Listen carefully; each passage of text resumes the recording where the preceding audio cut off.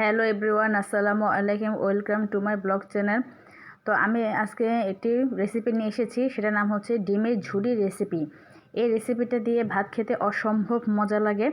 তো আমি অনেক সময় আছে যে রাত্রে ভাত খেতে ভালো লাগে না, তো তখন দেখা যায় যে এমন একটা সিম্পল রেসিপি দিয়ে রাত্রের খাওয়াটা হয়ে যায়। তো চলুন দেখে নিই কীভাবে রান্না করলাম। এটি কড়াই বসে দিয়েছি, কড়াইয়ের ভিতরে বেশ খানিক তেল দিয়ে দিয়েছি। আর এখানে নিয়েছি অনেকগুলো পেঁয়াজ, টমেটো, কাঁচামরিচ কেটে নিয়েছি। তো আমি এখানে বেশি করে পেস্ট দিয়ে দিয়েছি, কারণ যেহেতু এটা ভুনা, আর এটা যেহেতু ভুনা হবে, আর এই জন্য পেস্ট বেশি দিয়েছি। পেস্টটা বেশি দিলে দেখা যায় যে একটু ভালো লাগে বা মজা লাগে, মুখের ভিতরে লাগে, এই জন্য ভালো লাগে। তাই এখানে দিয়ে দিয়েছি কাঁচামরিচ। এখানে বেশ অনেকখানি কাঁচামরিচ দিয়ে দিয়েছি, একটু ঝাল ঝাল করে রান্না করব। তো এখানে দিয়ে দিচ্ছি হাফ চামচ লবণ। এখানে দিয়ে দিচ্ছি আদা রসুন বাটা। তো এখানে একসাথে সব কিছু একসাথে মিলিয়ে নিব। আসলে পেঁয়াজ, লবণ, আদা রসুনটা একসাথে কষিয়ে নিব ভালো করে। যত ভালোভাবে কষানো যায় তত মানে খাবারের টেস্টটা ভালো হয়। তো এখানে এই যে যখন পেস্টটা একটু নরম হয়ে এসেছে, তখন দিয়ে দেব কেটে রাখা টমেটো। এই টমেটোগুলো আমি সারা বছরের জন্য আমি ফ্রিজে রেখে দিই।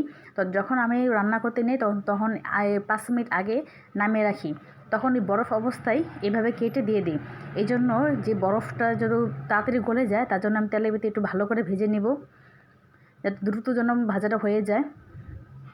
তো এক এক করে মশলা দিয়ে দিচ্ছি। এখানে দিচ্ছি হাফ চামচ হলুদ, যেহেতু অল্প একটু, এই জন্য হলুদটা কম দিয়েছি।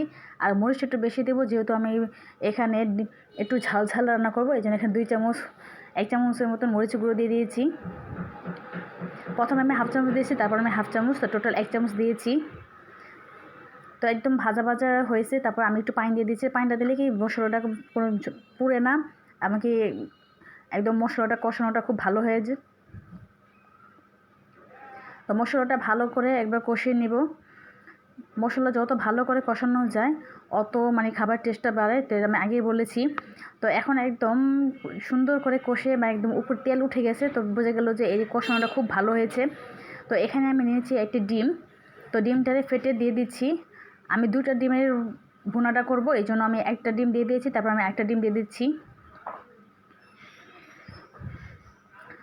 যে যতটুকু পারে দেওয়া যায়, সমস্যা নেই। কেউ 2টা করে, কেউ 3টা করে, কেউ 4টা, যার যত ইচ্ছা, যার যার ফ্যামিলির রুচি অনুযায়ী। তো এখানে আমাদের যে 2টা ডিম দিয়েছি, এটাতে আমাদের 3 জনের একদম পারফেক্টভাবে হয়ে যাবে। তো এখানে আমি 2টা ডিম ভেঙে দিয়ে এরপর আস্তে আস্তে আলতোভাবে নাড়ছিলাম। মানে একদম যদি গাবা গাবা করে নাড়াচাড়া দেওয়া হয়, তো দেখা যায় যে একদম একটা মানে কেমন জানি একটা মাখা মাখা জিনিসটা হবে না। তো এই জন্য আমি আস্তে আস্তে আস্তে আস্তে করে নাড়াচাড়া দিচ্ছিলাম। এইভাবে আস্তে আস্তে নাড়াচাড়া দিচ্ছিলাম। তো এই তেল মশলার সাথে আমি একটু কষিয়ে নিচ্ছি, যাতে একটু ভাজা ভাজা হয়, আর যে ডিমের যে গন্ধটা সেটা যেন চলে যায়। তো এক পাশ হয়েছে, তো আমি আবার এক পাশটা উল্টিয়ে দিচ্ছি, দিয়ে আমি আবার একটু সুন্দর করে ভাজা ভাজা করছি। মানে যত সুন্দর করে করা যায় অত ভালো। তো এই যে ভাজা ভাজা একদম ফাইনালি ভাজা ভাজা হয়ে গেছে। তো এটা না, তো আমি আর একটু পানি দিয়ে তারপর এটাকে একটু ভালো করে কষিয়ে নেব। তো এখানে দিয়ে দিচ্ছি একটু পানি।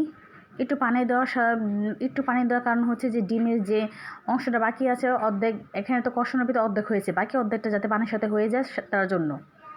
তো এখানে একদম এই ডিমগুলো একটু ভেঙে ভেঙে দিচ্ছিলাম, যেহেতু ডিমটা একটু চাকা চাকা হয়ে আছে, ভেঙে ভেঙে দিচ্ছি, দিয়ে একটু ঢেকে দিচ্ছি। তো ঢেকে দেওয়ার পরে 5 মিনিট পর আমি দেখলাম যে এরকম অবস্থা।